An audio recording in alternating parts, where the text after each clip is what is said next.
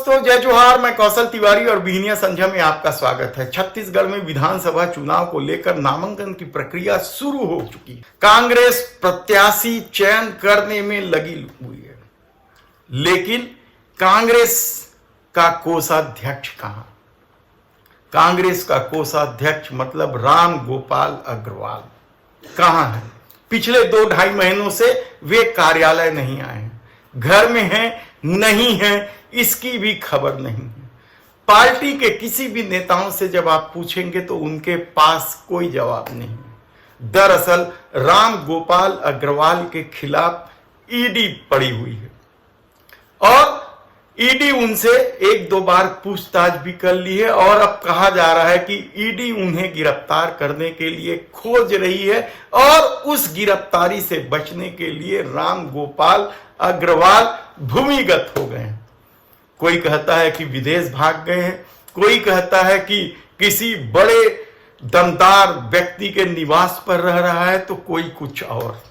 लेकिन सच तो यह है कि पिछले 2-2.5 महीने से राम गोपाल अग्रवाल कांग्रेस प्रदेश कार्यालय में नहीं उपस्थित हुए हैं या नहीं पहुंचे हैं और इसे लेकर कांग्रेस के भीतर भी कई तरह के सवाल उठ रहे हैं। हालांकि राम गोपाल अग्रवाल को लेकर कोई खुलकर बोलने को तैयार नहीं है, क्योंकि उनकी दमदारी और उनकी सेटिंग सर्वविदित है। राम गोपाल अग्रवाल जी हमारे वरिष्ठ नेताओं में से एक हैं और उनका मार्गदर्शन पार्टी को मिलते रहा है और निश्चित तौर पे ईडी लगातार राजनीतिक दुर्भावना को लेकर छत्तीसगढ़ में कार्रवाई कर रही है। राम गोपाल जी कोई आज के व्यवसायी नहीं है, वो पुश्तैनी व्यवसायी है, लेकिन ईडी उनको परेशान कर रही है। लेकिन सच ऐसी परिस्थिति में क्या ईडी उन्हें गिरफ्तार कर पाएगी? क्योंकि नवभारत रायपुर से प्रकाशित अखबार ने कल एक खबर छापी थी कि ईडी ने राम गोपाल अग्रवाल को गिरफ्तार करने के लिए वारंट मांगा था, लेकिन न्यायालय ने इस आवेदन को खारिज कर दिया और एक हल्की सी हेडिंग लगी थी कि राम गोपाल को राहत मिली। लेकिन इससे भीतर राजनीति क्या कह रही है?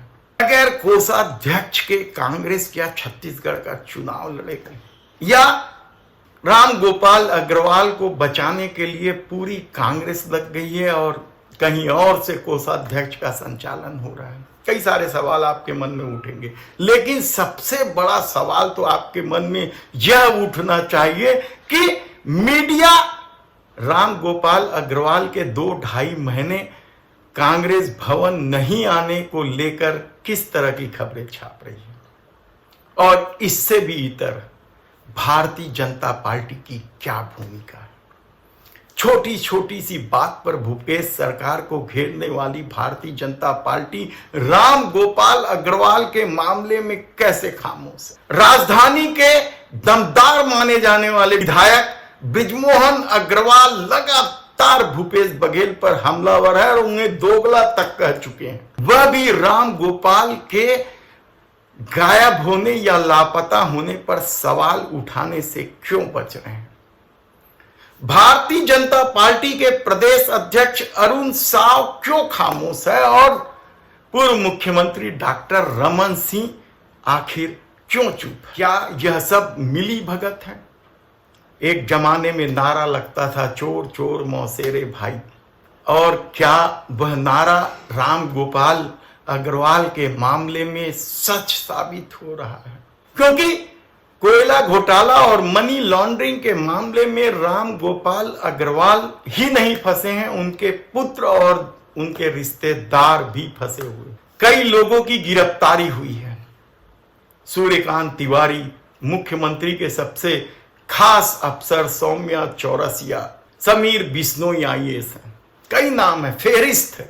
और इन्हीं सब मामलों को लेकर न्यायालय में 25 अक्टूबर को 2 विधायक कांग्रेस के और 2 नेता को उपस्थित होना है।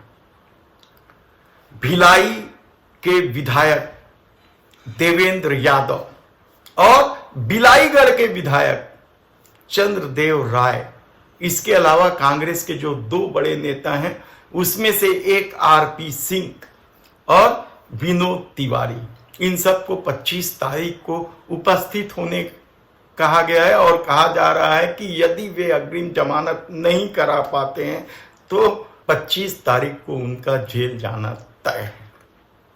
लेकिन ईडी की भूमिका और ईडी के खेल को लेकर कोई आज तक नहीं समझ पाया कि वह क्या चाहती है, किसे पकड़ती है, किसे छोड़ देती है, जिसकी संपत्ति अटैच होती है उन्हें भी खुला छूट दे देती है। और दिल्ली शराब घोटाले में जिस तरीके का खेल सामने आया है या शिवसेना नेता राउत के मामले में जिस तरह का ईडी का खेल आया है, वह तो साफ साफ संकेत दे रहा है कि ईडी दबाव में आकर सारा खेल खेलती है। तब छत्तीसगढ़ में सबसे बड़ा सवाल कांग्रेसियों के बीच तो यही है कि क्या कांग्रेस के कोषाध्यक्ष के बगैर छत्तीसगढ़ का चुनाव होगा। राम गोपाल अग्रवाल को लेकर ईडी ने जो याचिका लगाई वह तो खारिज हो गई है। हालांकि ईडी गिरफ्तारी के पहले कितने लोगों के खिलाफ वारंट इशू करने का आवेदन कोर्ट में लगाया है, इस पर भी सवाल उठ रहे हैं। वह तो सीधा जाती है और पूछताछ करती है और पकड़ लेती है। अभी तक इस तरह का मामला सामने नहीं आया कि कोर्ट से गिरफ्तारी वारंट के लिए ईडी आवेदन लगाए। लेकिन जो खबर है वह तो यही कह रहा है कि ईडी ने रामगोपाल अग्रवाल को गिरफ्तार करने के लिए वारंट इशू करने के लिए न्यायालय में खबर लगाया था और वह आवेदन खारिज हो गया। तो क्या अब रामगोपाल अग्रवाल की गिरफ्तारी नहीं होगी या क्या रामगोपाल अग्रवाल ने भी ईडी से कोई सेटिंग कर ली है? सवाल कई सारे उठ रहे हैं। देखना है कि आने वाले दिनों में यह मामला क्या तूल पकड़ेगा। धन्यवाद।